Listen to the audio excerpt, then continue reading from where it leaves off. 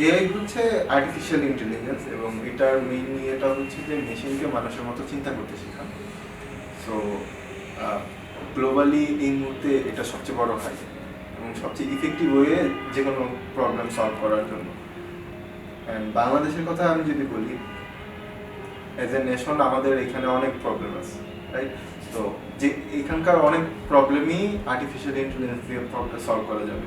So particularly আমি যদি দুটো নিয়ে কথা বলি, লাইক একটা হচ্ছে যে আমাদের ট্রাফিক সিস্টেম, এটা পুরোটা ভেঙে আছে। সো এরকম একটা এআই সিস্টেম ইমপ্লিমেন্ট করা যাবে যেখানে হচ্ছে যে অটোমেটিক্যালি রাউট হবে, পুরো পুরো জিনিসটাই অটোমেটিক্যালি হবে।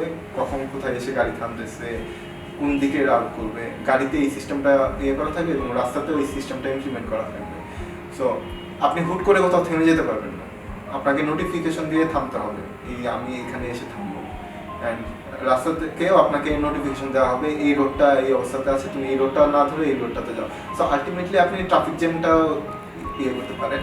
অ্যান্ড ধরেন যে তারপর হচ্ছে আমাদের যে ফার্মিং সেক্টর যেটা আছে, আমাদের কৃষকরা তো অত বেশি এডুকেটেড না, রাইট? অ্যান্ড তাদের যখন কোনো প্রবলেম হয় তারা কী করেন, নর্মালি দূরে দূরে দূরে গিয়ে তাদেরকে এই সলভগুলো নিয়ে আসা লাগে প্রবলেমে।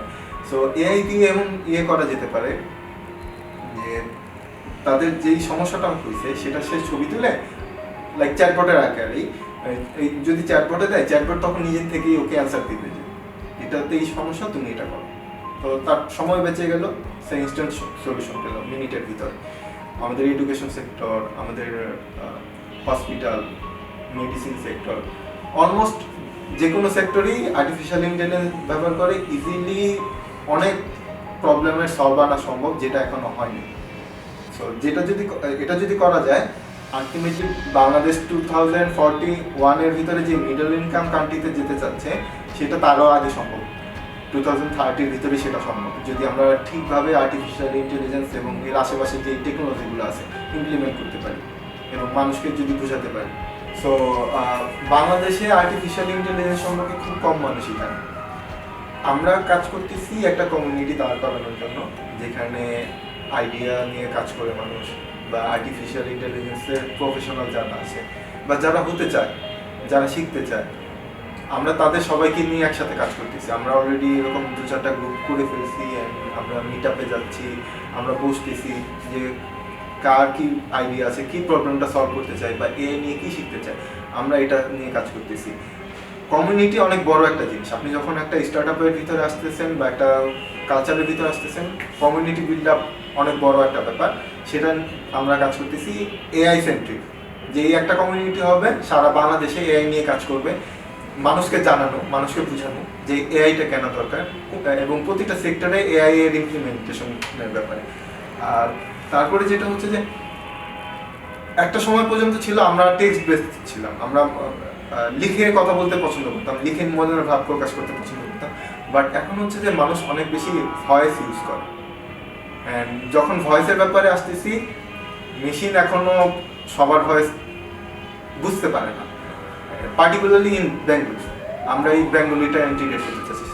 গ্লোবালি ইংলিশ অলরেডি চলে আসছে, অন্যান্য ভাষাও চলে আসছে, বাংলা নিয়ে এখনো কোনো কিছু হয়নি, কারণ বাংলায় ডাটা সেট নেই, ওপেন ডাটা সেট নেই। আমরা এই ডাটা সেট নিয়ে কাজ করতেছি। আমরা যখন লঞ্চ করবো 2018-এর লাস্ট উইকে গিয়ে, লাস্ট মান্থে গিয়ে, সো তখন মানুষ আমাদের অ্যাপ্লিকেশন ইউজ করে ভয়েস দিয়ে মেশিনের সাথে কথা বলতে পারবে, ভয়েসের মাধ্যমে মেশিনকে অপারেট করতে পারবে। সে হয়তো বললো যে তার একটা উবার লাগবে, সে ভয়েসের মাধ্যমে ইয়ে করতে পারবে, মেশিনকে বললো, মেশিনই তার হয়ে উবারকে কল করে দেবে, তাকে আর টেক্সট করে বা কোনো কিছু করা লাগবে না, মেইল করা দরকার, অলমোস্ট যে কোনো কিছু সে তখন ভয়েস দিয়ে অপারেট করতে পারবে। এখন পর্যন্ত ছিল টেক্সট বেস, ওকে। সো আমরা হচ্ছে যে ভয়েস এই জন্য ফোকাস করতেছি যেহেতু বাংলায় কোনো কিছু হয় না গ্লোবালি, অ্যান্ড বাংলাটা দরকার। গ্লোবালি 30 কোটি মানুষ বাংলা ইউজ করে। সো এই একটা বড় কমিউনিটির জন্য আমরা ভয়েস টেকনোলজিটা ইনক্লুড করতে চাচ্ছি মেশিনের ভিতর, যাতে করে আপনি যেটাই ইউজ করেন, আপনি ইভেন সেটা যদি আমাদের লোকাল বাংলাও হয়, কথ্য ভাষায় আমরা যেই বাংলাটা ইউজ করি, বা নোয়াখালী অঞ্চলে বলেন বা সিলেট বা চিটাগাং অঞ্চলে যেই লোকাল ভাষাটা বাংলাটা ইউজ করা হয়, আমরা এই ডাটা সেটগুলো তৈরি করতেছি এবং আমরা এই ভাষাগুলা মেশিনের মাধ্যমে ইন্টিগ্রেট করে সেটা ওপেন সোর্স করে দিব, যাতে যে কেউ এই টেকনোলজিটা ইউজ করে তার অ্যাপ্লিকেশন বানাতে পারে এবং ভয়েসের মাধ্যমে অপারেট করতে পারে। অ্যান্ড ভয়েস টেকনোলজি নিয়ে কাজ করার জন্য গ্লোবালি কিছু ফান্ড আছে, রিনিউ, অ্যামাজন অ্যালেক্সা ফান্ড, একটা $100 মিলিয়ন একটা ফান্ড, প্রতিটা টিকিট $100 মিলিয়ন, যারা ভয়েস নিয়ে কাজ করে তাদেরকে এটা দেওয়া হয়। আমরা অ্যাপ্রোচ করতেছি, আমরা আশা করতেছি নেক্সট 6 মান্থের ভিতরে আমরা এই $100 মিলিয়ন ফান্ড পেয়ে যাব। প্রথমত বলবো যে আপনি কাজের সাথে মিশতেছেন, সেটা অনেক বড় একটা বিষয়। অনেকেই আপনার ফ্রেন্ড হতে চাবে, অনেকে আপনার মেন্টর হতে চাবে। সো এই মেন্টর যারা হইতে চায় তাদের থেকে ভালো একজন মেন্টর খুঁজে পাওয়াটা যে কোনো স্টার্টআপের বা যে কোনো ইন্ডিভিজুয়ালের জন্য অনেক বড় একটা বিষয়। সো আমরা যখন শুরু করি, আমরা অলমোস্ট 1 বছর হয়ে গেছে অ্যাজ এ টিম, আমরা কিছু মেন্টরের কাছে আসছি, বাট সব মেন্টর ওইভাবে ছিল না, সব মেন্টরের ইন্টেনশন ভালো ছিল না। সো প্রথম যেটা বলবো যে আপনার জন্য ফিট এরকম একজন মেন্টর খুঁজে পাওয়া, দেন হচ্ছে একটা টিম খুঁজে পাওয়া, একটা টিম বানানো যারা আপনার সাথে আপনার ভিশনটা শেয়ার করে, আপনার কি টিম সেটা শেয়ার করে। স্টার্টআপ, বাংলাদেশি স্টার্টআপ কালচার আমি ফলো করতেছি লাস্ট 3 ইয়ার্স, বাট যেটা হচ্ছে যে এখনো এটা ইনফেন্সি পর্যায়ে আছে, এখনো আরো অনেকটা সময় যাওয়া লাগবে একটা স্টার্টআপ কালচার তৈরি করতে। এখনো এখানে অনেক সমস্যা রয়ে গেছে যেগুলো সলভ হয় নাই, হয়তো কেউ করতেছে না, এই জিনিসটা সলভ করা দরকার। তৃতীয় হচ্ছে যে আমাদের এখানে এখনো ভিসি কালচার নাই। আপনি সিলিকন ভ্যালি দেখেন বা আপনি যদি ইন্ডিয়ান স্টার্টআপ কালচারও দেখেন, আপনার যদি সুন্দর একটা আইডিয়া থাকে, সুন্দর একটা টিম থাকে এবং গুড মার্কেট থাকে,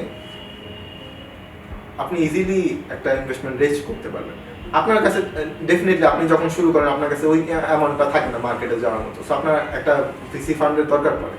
সো বাংলাদেশে এখনো ওইটা নেই।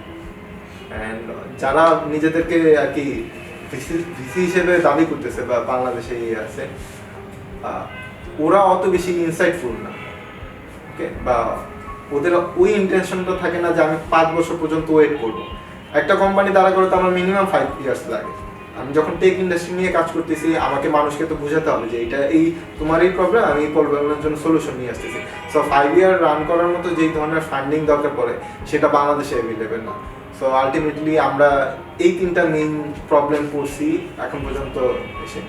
ট্রেডিশনাল জব মার্কেট প্লেসগুলোর যদি আমি কথা চিন্তা করি, আমাকে একটা ওয়েবসাইটে যাওয়া লাগতেছে, সেখানে আমার জন্য জব খোঁজা লাগতেছে, তারপরে অনেকগুলো প্রসেস পার করে আসতে হইতেছে, সেটা একটা টায়ারসাম প্রসেস। হচ্ছে যে আপনি যদি একজন রিক্রুটার হন, দেখা যাচ্ছে যে আপনার পোস্টিং হচ্ছে 10টা, কিন্তু আপনাকে 2000 সিভি পাঠানো দেওয়া হচ্ছে সিস্টেম থেকে অটোমেটিক। এটা পুরোটা একটা রং কনসেপ্ট এবং জব সিকারের জন্য যেরকম একটা বাজে ব্যাপার, কারণ সে জানে না যে তার সিভি যে রিক্রুটার সে দেখবে কিনা, এরকম কোনো গ্যারান্টি নেই।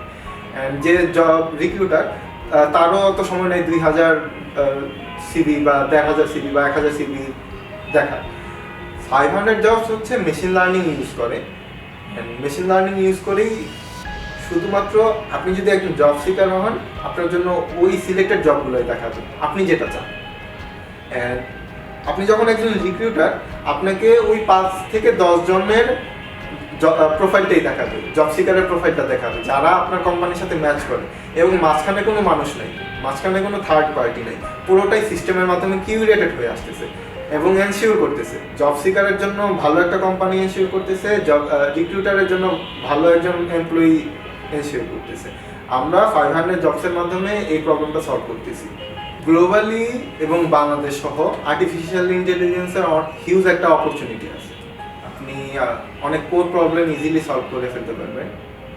সো যারাই নতুন করে আর্টিফিশিয়াল ইন্টেলিজেন্স নিয়ে কাজ করতে চায় বা এখনো যারা মার্কেটে কাজ করতেছে, ম্যান পাওয়ার তৈরি করাটা, নিজেদেরকে স্কিল করে তৈরি করাটা খুব বড় একটা বিষয়। এবং অনলাইনে ভার্সিটির জন্য ওয়েট করে কোনো লাভ নেই। ভার্সিটি একটা প্রসেস দিয়ে যায়, ওদের নির্দিষ্ট কারিকুলাম থাকে।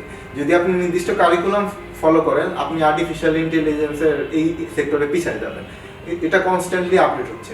সো আমার সাজেশন থাকবে, যারাই নতুন করে শিখতে চাচ্ছে বা যারাই নতুন করে কাজ করতে চাচ্ছে, তারা যেন বাইরের অনলাইন মিডিয়াগুলা, অনলাইন প্ল্যাটফর্মগুলা থেকে শেখা শুরু করে।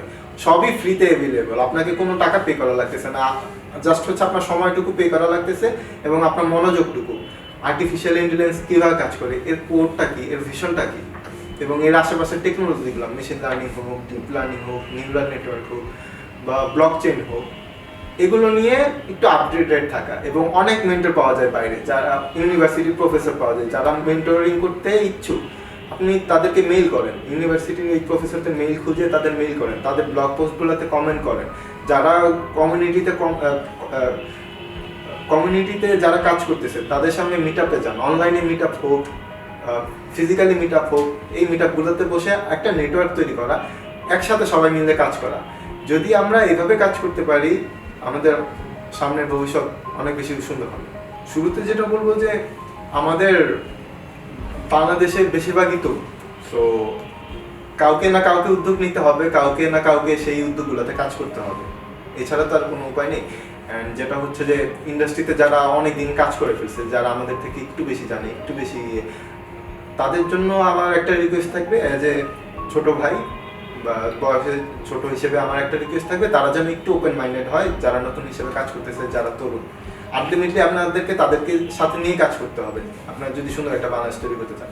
আর যারা তরুণ আছে তাদেরকে বলবো যে যখনই কোনো একটা কিছু শুরু করবেন, ভালো একজন মেন্টর খুঁজে পাওয়া জরুরি। আপনার স্টার্টআপ সাকসেসফুল হওয়ার জন্য একজন ভালো মেন্টর দরকার, এবং সে যেন আপনার আইডিয়া বা আপনার ভিশনের সাথে শেয়ার হয়। অ্যান্ড দ্বিতীয় আরেকটা বিষয় হচ্ছে একটা ভালো টিম তৈরি করা, একটা ভালো টিম খুঁজে পাওয়া। টিম ছাড়া কোনো কোম্পানি বা কোনো একটা আইডিয়া সাকসেসফুল হবে না। নিজে নিজে কখনো একা সাকসেসফুল হওয়া যায় না, সবাইকে নিয়ে সাকসেসফুল হওয়া লাগে। যদি আপনি চান যে আপনার স্টার্টআপ বা একটা প্রজেক্টকে আপনি 10 ইয়ার্স পরে একটা ভালো একটা জায়গায় দেখতে চান। আর ফান্ডিংয়ের একটা বিষয় থাকে। শুরুতে আমি বলবো ভিসি অ্যাপ্রোচ না করা, লোকাল ভিসি অ্যাপ্রোচ না করা। এক্সেলারেটর আছে বাংলাদেশে কিছু যথেষ্ট ভালো, সেই এক্সেলারেটরগুলোতে পার্টিসিপেট করা এটা একটা উপায় হতে পারে।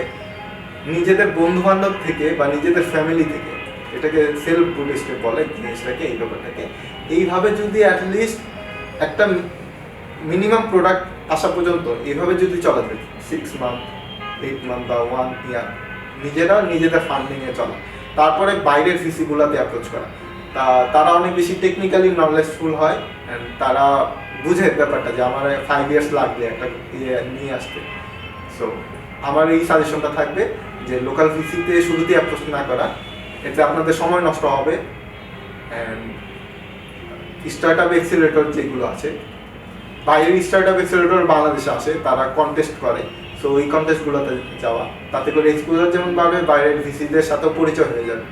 এই তিনটা যদি ইয়ে করা যায়, অনেক ভালো একটা সম্ভাবনা আছে যে কোনো স্টার্টআপের জন্য।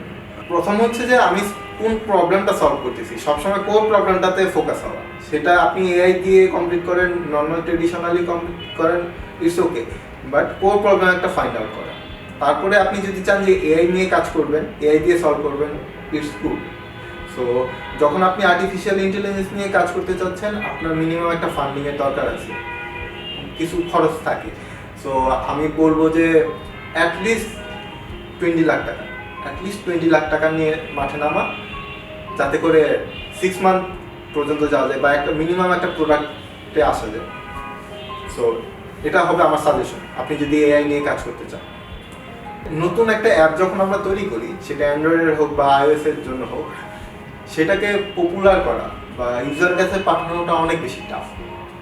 সেটার জন্যই চ্যাটবোর্ডের কনসেপ্টটা আসছে।